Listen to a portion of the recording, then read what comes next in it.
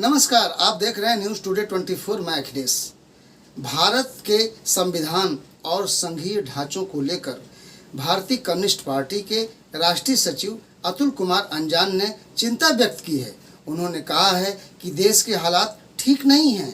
ऐसे में उन्होंने क्या कहा, हम एक वीडियो क्लिप वॉइस रिकॉर्डिंग के तहत हमने उनकी एक वार्ता की है, जो विशेष वार्ता आपको हम सीधे रूबरू कराते हैं। अगर आपने मेरा चैनल सब्सक्राइब नहीं किया है तो जरूर कर लें। आइए अतुल कुमार अंजान की वार्ता।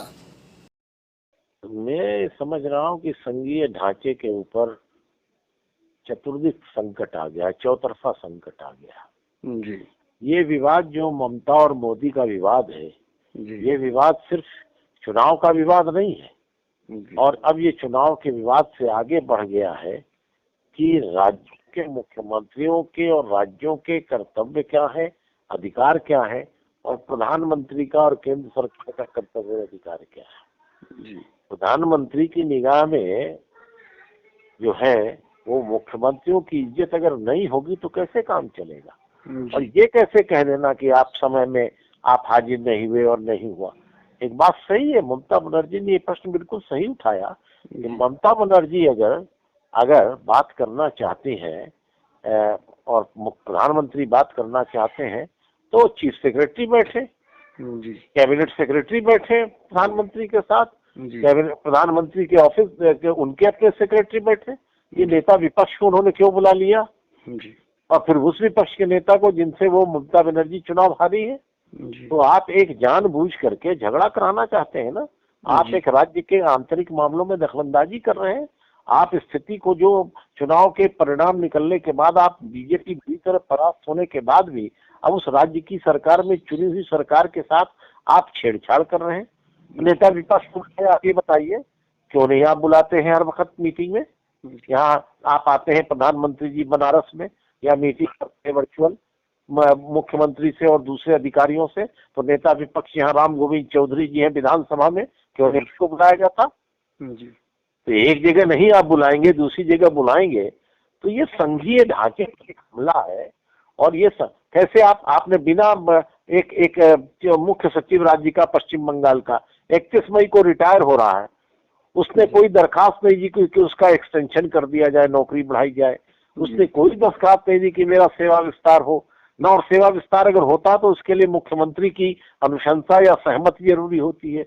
मुख्यमंत्री ने कोई सहमत दी नहीं, मुख्य सचिव ने कोई एप्लीकेशन दिया नहीं। आपने अपनी मर्जी से उसकी 3 महीने की सेवाएं बढ़ा दी, विस्तार दे दी और उससे कहा कि तुम दिल्ली आ जाओ, तुम्हारी नियुक्ति दिल्ली हो गई। तो ये एक तरीके से युद्ध करने की स्थिति है ना। राज्य के एक व्यवस्था को वो मुख्य सचिव 5 साल से चला रहा था, जानते थे कि ममता बनर्जी उस पर डिपेंडेंट है, उस पर आधारित है, तो लिहाजा उस मुख्य सचिव को हटा दो तो राज्य के अंदर कामधाम ढीला पड़ जाएगा। तो इसलिए ये जो तरीका है संघीय ढांचे में, हमारा संविधान कहता है कि राज्यों को पूरे अधिकार है अपने तरीके से सरकार चलाने का, केंद्र उनको सहयोग करेगा। ठीक है कि प्रधानमंत्री अगर आएंगे तो खड़ा हुआ जाएगा, उनका स्वागत किया जाएगा, लेकिन जिस तरीके से हमारे प्रधानमंत्री नरेंद्र मोदी अपने चाल चलन और चरित्र को दिखा रहे हैं, ये संघीय ढांचे के ऊपर हमला है। ये ऐसा ही ढांचा इन्होंने किया था, यही संघीय ढांचे पर हमला था।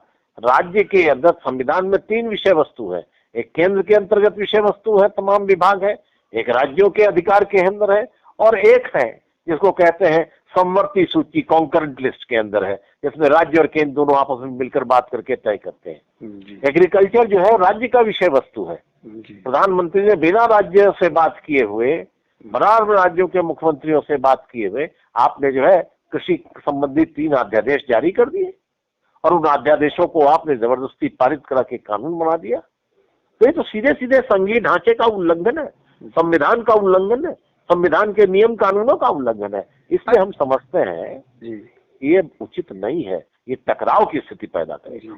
इसके लिए आखिर करना क्या चाहिए?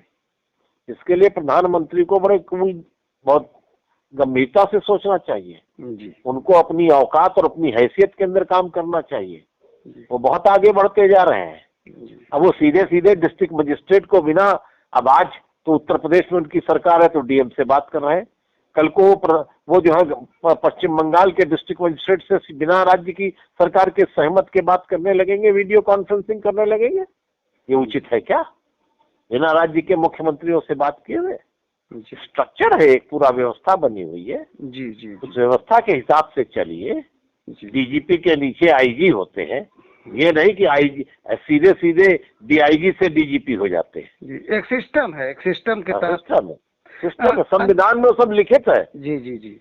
अनजान साहब, सबसे बड़ी चीज ये है कि जो चुनाव के बाद से जो एक वहाँ पे अपराध बढ़ा है, लोगों का ये हो रहा है कि नहीं मार काट है और इस तरह की जो बातें, तो इस पे आपका क्या कहना है? देखिए, पश्चिम बंगाल के अंदर स्थिति असामान्य है, ये तो सच है जी। और अब वो चुन करके आई है ममता बनर्जी को, तो उनको खुद देखना चाहिए कि उनको सरकार चलानी है। जी जी। हत्या और आतंक की राजनीति जो भी करे उसके साथ मजबूती से सख्त कदम उठाएं।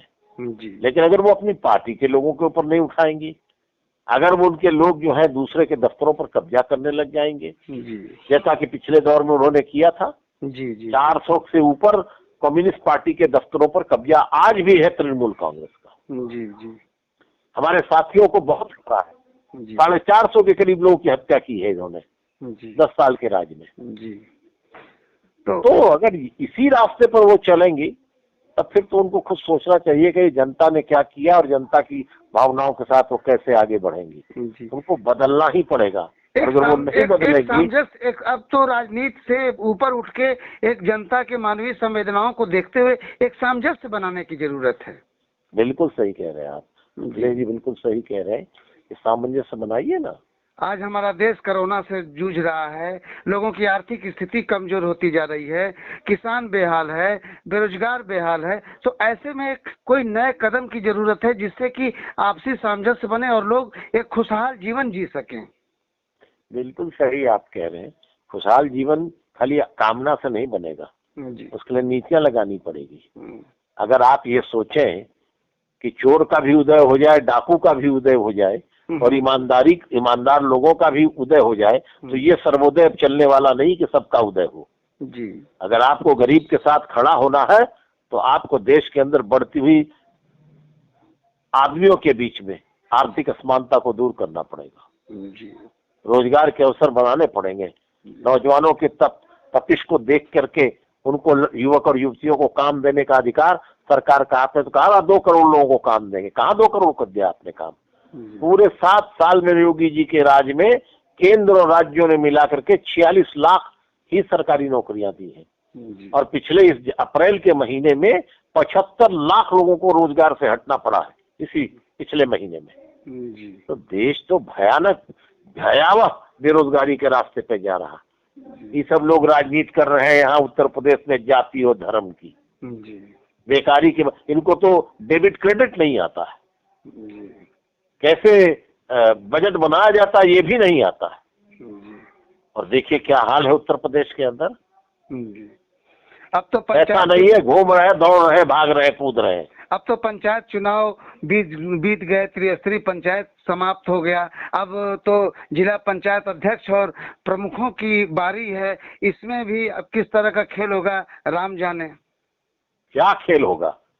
जिस बड़ी तादाद में इंडिपेंडेंट चुनाव जीत करके आए हैं निर्दलीय, उनके भाव लग रहे हैं। तत्काल चुनाव क्यों नहीं कराया बीजेपी ने प्रमुखी का और जिला पंचायत के अध्यक्ष का? ये 1.5-2 महीने से 2 मई के बाद से टल करके पड़ा हुआ है। क्यों पड़ा हुआ है? ये मौका दिया गया है कि खरीद फरोख्त हो। बीजेपी तो मुश्किल से 9 या 11 जिलों के अंदर अपना बहुमत पाई होगी, बाकी में तो सब हार गई है। लेकिन सबसे ज्यादा अध्यक्ष जिला पंचायत के उसी के बनेंगे, 50-55 बनेंगे, सब खरीदे जाएंगे। मैं आपके चैनल पे कह रहा हूं कि रेट लग गए हैं, जिला पंचायत के चुने हुए सदस्यों के रेट लगे हुए हैं। ये संसदीय लोकतंत्र के लिए बहुत खतरनाक स्थिति है। ऐसी जहाँ पे अध्यक्ष को चुनाव में रुपए पर बिक्री और खरीद करके चुने हुए जिला पंचायत के सदस्य वोट देंगे, ऐसे जिला पंचायत को जूतों से पीटना चाहिए, जूतों से। ऐसे जिला पंचायत की जरूरत नहीं है। ये आदर्श होंगे नौजवानों के लिए। ये गांव-गांव के अंदर प्रमुखी पैसा दे करके जो प्रमुख बन रहे हैं, 5-5, 3-3 करोड़, 4-4 करोड़, 2-2 करोड़ रुपया खर्च करके प्रमुख बन रहे हैं, जनता की सेवा करेंगे कि जनता को लूटेंगे? और अगर ये लूटने के केंद्र बन रहे हैं भारतीय जनता पार्टी, तो आप ये कहते हैं कि हम एक अलग किस्म की पार्टी है, we are a party with a difference, तो आप लूटपाट की पार्टी बना रहे हैं। क्या अंतर है आप में और दूसरों में? ऐसे ऐसे जिला पंचायत के अध्यक्ष क्या करेंगे जनता की सेवा? क्या करेंगे ये प्रमुख लोग जो रुपया दे करके 2-2 लाख 5-5 लाख रुपया एक एक मेंबरों को दे करके जो लोग प्रमुख बनेंगे, ये क्या करेंगे? 50-50 60-60 मेंबरों को खरीदेंगे, बीडीसी के मेंबरों को, और तब ये प्रमुख बनेंगे। ये तो व्यापार हो गया, व्यापार हो गया, व्यापार हो गए। ऐसे प्रमुखों की हम पदों की जरूरत नहीं हमको, ऐसे जिला पंचायत के अध्यक्ष की पदवी समाप्त कर देने चाहिए ये पदों को। अनजान साहब, आपसे बातचीत के लिए बहुत बहुत धन्यवाद। फिर हम मिलेंगे अगली खबर में आपसे। नमस्कार।